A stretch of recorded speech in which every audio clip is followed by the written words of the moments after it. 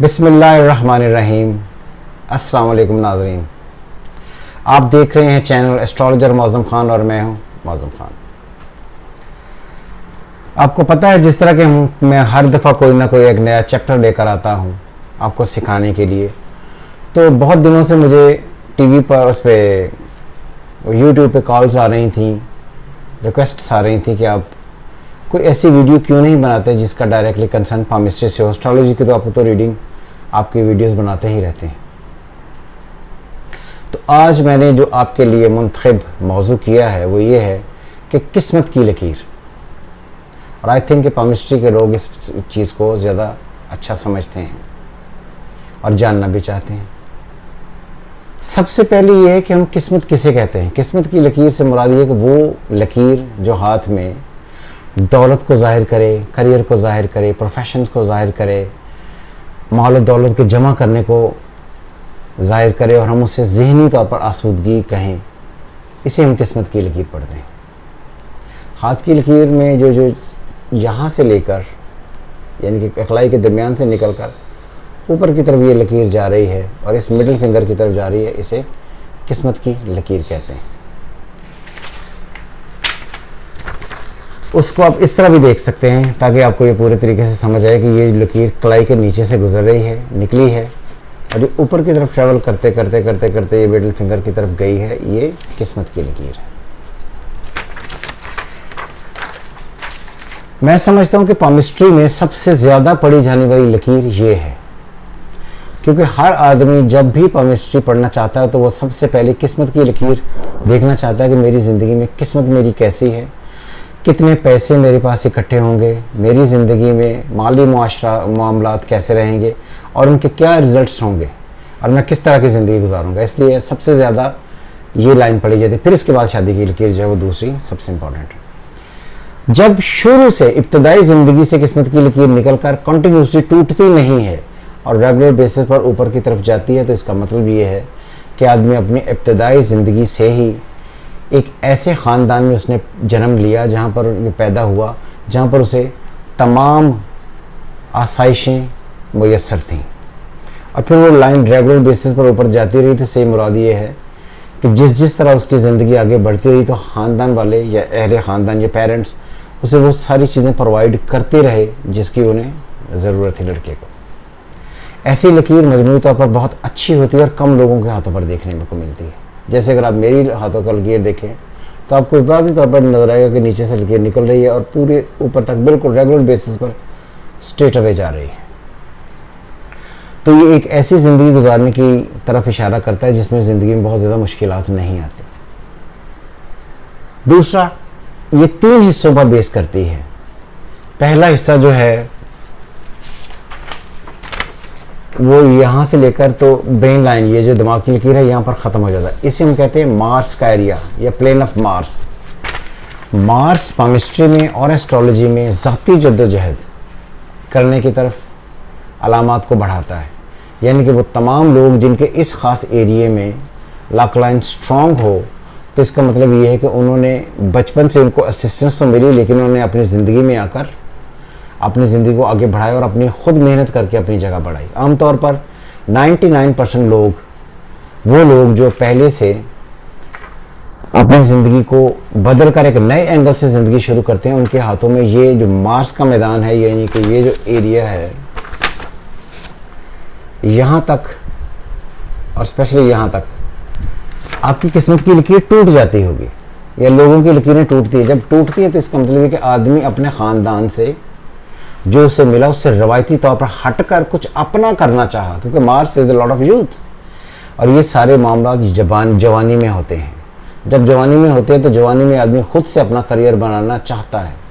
उसको पिछली assistance and favour नहीं चाहिए या उसे पिछली असिस्टेंस एंड फेवर्स नहीं मिलती, तो वो खुद से अपना एक करियर बनाने की कोशिश करता है। इसलिए कहते हैं कि वो तमाम लोग जो सेल्फ मेड आदमी हैं, जिन्होंने अपनी ज़िंदगी में अपने करियर खुद से सेट किए हैं, खुद मेहनत की है, खुद जद्दोजहद की है और जवानी में ही वो भरपूर तरीके से अपने जहन के नक्शे कदम पर चलकर कुछ नया करना चाहते थे, उनकी लक लाइन ब्रेन लाइन से पहले ज़रूर टूटती है।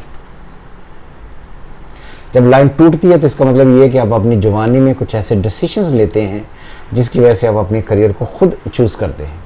क्रिकेटर्स, स्पोर्ट्समैन, सोल्जर्स जो एक डिफरेंट किस्म के करियर अपनाते हैं अपने ख़ानदान से हटकर, उनके हाथों पर आम तौर पर ये जो लाइन है ये टूटती है, ये सेल्फ मेड होने की इंडिकेशंस हैं। और कई दफ़ा ये लाइन पीछे यानी कि शुरू में नहीं होती और निकलती ही यहाँ से।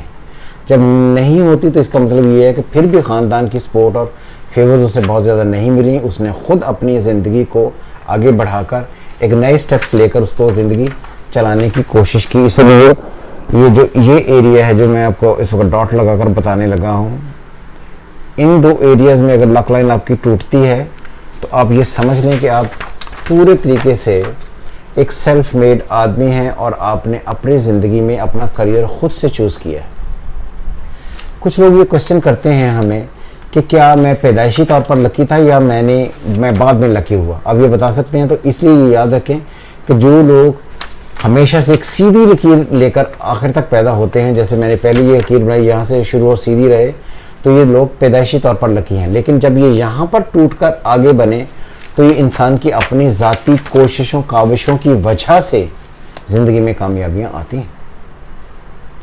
वो बच्चे जो अपने यूथ में CSS PCS वगैरह करते हैं तो उनकी लाइन चलते चलते लक लाइन चलते चलते इसमें से कुछ ब्रांचेस निकलकर जुपिटर की तरफ जाना शुरू हो जाती हैं। जब जुपिटर की तरफ जाएंगी तो जुपिटर डील करता है नॉलेज को, स्टेटस को, ऑनर को, रिस्पेक्ट को, अपनी अथॉरिटी को, पावर को और लर्निंग को। ये जिस तरह ये मैंने ग्रीन डॉट अभी आपने एक ग्रीन लकीर मैंने बनाई है, ये जो लक लाइन से निकलकर फर्स्ट फिंगर की तरफ जा रही है ये वाली, तो ये वो लड़के जो अपनी ज़िंदगी में 24, 25 से लेकर 28 साल की उम्र तक के दौरान मुख्तलिफ स्टेटस पर एडमिनिस्ट्रेशन में आ जाते हैं, CSS करने वाले, अथॉरिटी में आने वाले, इन सब के हाथों पर ये इंडिकेशंस होती हैं। और ये इंडिकेशंस कहीं ना कहीं फॉरेन एजुकेशन, जो लोग फॉरेन एजुकेशन लेकर आते हैं उनके हाथों पर भी होती हैं। क्योंकि ये करियर की लाइन पर बनी हुई है तो इसका मुराद ये है कि आदमी अपनी ज़िंदगी में करियर को ज़्यादा गौर से देखना चाहेगा या करियर में एलिवेशन की इंडिकेशन है। इसलिए मोस्टली इसे मिलाया जाता है कि आप अपनी ज़िंदगी के इब्तदाई सालों में ही, यूथ में ही, 30 से पहले आप ऐसे डेजिग्नेशन पर आ जाएंगे जहां पर आप अपनी एबिलिटी को यूज़ करते हुए एक अथॉरिटेटिव डेजिग्नेशन लेंगे। और अथॉरिटी इस स्टेटस है और स्टेटस है CSS PCS या गवर्नमेंट की कोई ऐसी जॉब या कोई डोमिनेंट करियर में अथॉरिटी होकर बनना ही उसकी इंडिकेशन है। ये तो हो गया कि जवानी में ये कैसे आदमी आगे बढ़ता है। फिर ये नॉर्मली 99 लोगों के हाथों पर 35 की एज, ये जहाँ पर लाइफ लाइन, यहाँ पर ये ब्रेन लाइन और लक लाइन आपस में जुड़ते हैं। जैसे ये ग्रीन डॉट्स अगर आप देखें तो ये डॉट लगे हुए हैं जहाँ पर 2 ग्रीन डॉट्स लगे हुए हैं। जब भी ये लक लाइन यहाँ पर पहुँचती है तो फिर ये बताती है कि आदमी अपनी ज़िंदगी के 34-35 ईयर्स में 34-35 ईयर्स में अपने करियर के बारे में कुछ डिसीजन लेता है। अगर ये लक लाइन स्विच होकर पीस उसका निकलकर कमर के बाहर यानी कि चांद के बाहर की तरफ जाए तो फिर आदमी अपनी ज़िंदगी में फॉरेन ट्रैवलिंग की तरफ जाता है। अगर वो निकलकर लक लाइन जुपिटर की तरफ टिल्ट हो तो फिर आदमी अपनी ज़िंदगी में अथॉरिटी की तरफ जाता है। वो तमाम लोग जो मल्टीनेशनल कंपनियों में काम करते हैं, फॉरेन ट्रैवलिंग करते हैं, स्टेटस में हाई रहते हैं, उनके हाथों पर आमतौर पर 35 की लक लाइन जो है वो टकरा कर तो फिर वो जुपिटर की तरफ मूव करना शुरू करती है। तो आई थिंक ये जो लक लाइन है इसको बहुत गौर से पढ़ें और इसका इब्तदाई एरिया और स्पेशली जो मार्स वाला एरिया है जिसे मरीख का मैदान कहते हैं, middle part of the luck line, उस पर देखना बहुत ज़रूरी है कि इसके टेंडेंसी किस तरफ है। जिस तरफ ये झुकेगी ज़िंदगी में वही फेजेस चलेंगे। अगर आप एस्ट्रोलॉजी जानते हैं तो आपने देखा होगा कि सन मून इस बर्थ यानी कि छोटे दौर की इंडिकेशन, फिर मार्स जवानी, फिर मार्स के बाद चौथा राहु। जब आप अपने करियर को डील करते हैं, राहु जब घूमकर जाकर कंजक्ट करता है तो ये तकरीबन 35-36 के बाद अपने घूमकर फिर कंजक्ट करता है। और करियर में अगर राहु करियर का लॉर्ड बने तो ये चेंजेस फिर 36 पर आती। फिर जुपिटर की दौर ज़िंदगी आगे चलती है। ब्रेन के मिडल से लेकर यहाँ से लेकर ये जो आपकी ज़िंदगी में 35-36 से लेकर फिर ये जहाँ पर हार्ट लाइन लक लाइन को क्रॉस करती है, ये सारा का सारा एरिया जुपिटर का है। आपने कई दफ़ा देखा होगा कि लक लाइन चलते चलते बड़े आराम से ऐसे प्लेन की तरह टिल्ट करती है। जिन लोगों की लक लाइन बिल्कुल प्लेन की तरह टिल्ट करे आगे आहिस्ता आहिस्ता बढ़े, उनकी ज़िंदगियों में हमेशा आसानियाँ रहती हैं। वो फॉरेन ट्रैवल करते हैं, स्टेटस एंजॉय करते हैं, बढ़ती हुई ज़िंदगी के बाद साथ साथ बेहतर से बेहतर होते चले जाते हैं, इसलिए उनकी ज़िंदगी में प्रॉब्लम नहीं। फिर लेटर स्टेज जो हार्ट लाइन से लेकर सैटर्न की तक जाती है, उभारे जोहल तक, तो इसे कहते हैं सैटर्न का फेज़। अगर किसी का पैदाइशी तौर पर सैटर्न अच्छा बैठा हुआ है तो आदमी ज़िंदगी में आइस जो उसका आखिरी फेज़ है यानी कि बुढ़ापा, उसमें वो एंजॉय करेगा। इसलिए अगर आपने देखा हो तो जिन लोगों के मार्स, जुपिटर, राहु और सैटर्न अच्छे बैठे होते हैं, उनकी ज़िंदगियों में लक लाइन हमेशा बेहतर से बेहतर होती चली जाती है और बेहतर रहती है। जैसे मेरा मार्स बैठा हुआ है लियो में, उसका लॉर्ड सन इन कैप्रिकॉर्न, फिर उसका लॉर्ड सैटर्न इन एक्वेरियस अपने घर में, फिर आ गया राहु मेरा बैठा हुआ है कैंसर में, जैसे वीनस और जुपिटर की फुल ट्राइंस हैं। फिर आया जुपिटर मेरा पाइसेस में है, अपने ही घर में है, इसलिए उसे कोई नेगेटिव एस्पेक्ट नहीं है। फिर सैटर्न मेरा एक्वेरियस में है बाय बर्थ। तो इसलिए जब 4 प्लैनेट्स इकट्ठे होंगे तो आपके हाथ पर लक लाइन इस तरह की होगी, बिल्कुल सीधी। इसलिए कहते हैं जब ज़िंदगी में प्लैनेट्स फेवर करें, आपके प्लैनेट्स अच्छे बैठे हों, तो आपको ज़िंदगी आगे से आगे लेकर जाती है। कुछ लोग, मैंने ये भी सुना था जी, हम हाथ देखकर ये बता देते हैं कि कौन सा प्लैनेट कहाँ पर बैठा है या कैसा बैठा है। ये बहुत आसान है, देखने में ये बहुत डिफिकल्ट लगता है। अगर लक लाइन कहीं टूट नहीं रही है तो इसका मतलब है कि उसके मार्स, राहु, जुपिटर, सैटर्न अच्छे बैठे हुए हैं। अगर कहीं ना कहीं ब्रेन लाइन से नीचे लक लाइन टूट रही है तो कहीं मार्स अफ्लिक्टेड है, ये टेम्परेरी बेसिस पर नेगेटिव है। इसी वजह से वो ट्रेडिशनली जवानी के दौर में अपने आप को चेंज करके एक नए सेटअप की तरफ चला गया। जब ब्रेन लाइन के ऊपर लक लाइन आकर टूटती है, जैसे यहाँ पर, यहाँ पर, तो इसका मतलब ये है कि आपका राहु कहीं ना कहीं आपको कंजंक्ट किया 36 तक की एज में, जहां पर जाकर आपकी ज़िंदगी में करियर में चेंज आई। और राहु अगर आपका अच्छा बैठा तो वो चेंज आपको पॉजिटिव देगी। और Rahu is deal with the international fame, travelling और स्काइज एंड ओशंस तक आपकी अप्रोच होती है। तो इसलिए 35-36 के बाद आदमी का एलिवेशन का ग्राफ हमेशा डिफरेंट होता है। फिर आपने देखा कि जुपिटर आया 36-37 की एज से लेकर 52 तक। अगर आपका जुपिटर अच्छा है तो जुपिटर डील करता है अथॉरिटी को, पीस ऑफ माइंड को, सेटिस्फैक्शन को, लाइफ की बढ़ोतरी को और एक ख़ास किस्म की ग्रोथ को। और वो इसलिए कहते हैं कि Jupiter is the Lord of happiness and growth. वो आदमी को एक्सपेंशन का लॉर्ड होने की वजह से आहिस्ता आहिस्ता ज़िंदगी बेहतर करता चला जाता है। और जब भी जुपिटर अच्छा होगा, आपका करैक्टर अच्छा हो जाएगा, आपको फॉरेन ट्रैवलिंग में आसानी होगी, आपकी लोग रिस्पेक्ट करेंगे और आप जिस भी करियर में हैं उस करियर में एलिवेट करते चले जाएंगे। फिर आ जाता है सैटर्न का फेज़। सैटर्न अगर आपका बहुत अच्छा है तो फिर आपकी लक लाइन कंटिन्यू करेगी। अगर जाकर हार्ट लाइन पर लक लाइन कहीं टूटती है तो इसका मतलब ये है कि आपका सैटर्न जो है वो डिफरेंट है, अच्छा नहीं है। इसलिए जुपिटर का सैटर्न का इकट्ठा चलना बहुत ज़्यादा बेहतर है। अगर आपका सैटर्न अच्छा है तो फिर आपका लेटर स्टेजेस जो है वो और बेहतर हो जाएंगी। सैटर्न डील करता है अथॉरिटी को, पावर को, स्टेटस को, करियर को, आखिरी दिनों में रुपए पैसे को, अनाज को, ज़मीन जायदाद को, लैंड को, प्रॉपर्टी को, इन सारे एसेट्स को। अगर आप अपनी ज़िंदगी के आखिरी अदवार में इन सारी चीज़ों के कादर हैं या पर ये आपके पास ये सारी चीज़ें हैं तो फिर मैं नहीं समझता कि किसी भी किस्म की प्रॉब्लम होगी। तो इसलिए बड़ा आसान है किसी का हाथ देखकर डिफाइन करना कि आपके हाथों पर ये प्लैनेट्स कैसे बैठे हुए हैं। इसलिए बहुत परेशान ना हो।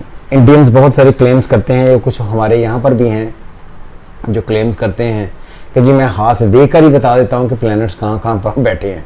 तो ये बहुत आसान है, तरतीब आप याद रखें। सन, मून, चाइल्डहुड को डील करता है, बचपन को डील करता है। Sun deals with father, moon deal with mother. जब सन मून आपके अच्छे हैं और आपकी लक लाइन शुरू से निकल रही है तो आपको हमेशा से वालिदैन का प्यार मिलेगा। क्लियर? उसके बाद बचपन गुजारने के बाद आप आते हैं यूथ की तरफ। यूथ इज मार्स, जहाँ पर आप अपनी विल पावर से काम करना चाहते हैं। अगर आप तो पेरेंट्स पर रहे तो लक लाइन आपकी चलती रहेगी। अगर आप अपने खुद से अपना डिफरेंट करियर खुद चूज़ करना शुरू किया तो फिर उसके लिए आपको ये देखना पड़ेगा कि आपका मार्स कहाँ पर है। वो मार्स आपको एडवांटेज देगा। फिर उसके बाद 36, 37, 38 में राहु कंजक्ट करेगा, चेंजेस लक लाइन की आएंगी नहीं, ये राहु से पड़ी जाते हैं। फिर उससे अगला फेज जहाँ तक हार्ट लाइन है, वहाँ तक ब्रेन लाइन और हार्ट लाइन के दरमियान सारा का सारा फेज जुपिटर से पड़ा जाता है। जुपिटर आपको पता होगा कि अगर अच्छा बैठा तो अच्छा होगा, इसलिए आखिरी फेज सैटर्न। इसलिए सारे प्लैनेट्स हमने पढ़ लिए, तो इसलिए ये कोई डिफ़िकल्ट काम नहीं है। लोग आपको साइकोलॉजिकली तौर पर परेशान करते हैं, ये बताना चाहते हैं कि मुझे बहुत इल्म आता है। सिंपल डिवीजन है, अगर आपको ये याद रहेगी तो आप हाथ से देकर बता सकेंगे इसकी प्लैनेटरी कंडीशन कहाँ कहाँ है और कौन कौन से इसके सैयारे बैठे हैं। इसको प्रेडिक्ट करना बहुत आसान है। उम्मीद करता हूँ आपको ये मेरी लक लाइन पर दौलत की लकीर, किस्मत की लकीर, इसके बारे में काफ़ी सारी इन्फॉर्मेशन मिली हों। कोई भी क्वेश्चन आपके जहन में पामिस्ट्री और एस्ट्रोलॉजी से रिलेटेड हो जो आपको तंग कर रहा है, आपको समझ नहीं आ रहा, जिस तरह मैंने आज लक लाइन को बहुत अच्छे तरीके से स्ट्रेट अवे डिफाइन किया कि आपको ये सारी बातें पूरे तरीके से समझ आ जाएं। जब भी आप कोई क्वेश्चन करना चाहे आप मुझे कर सकते हैं। आपका बहुत बहुत शुक्रिया। पाकिस्तान जिंदाबाद। खुदा हाफिज़।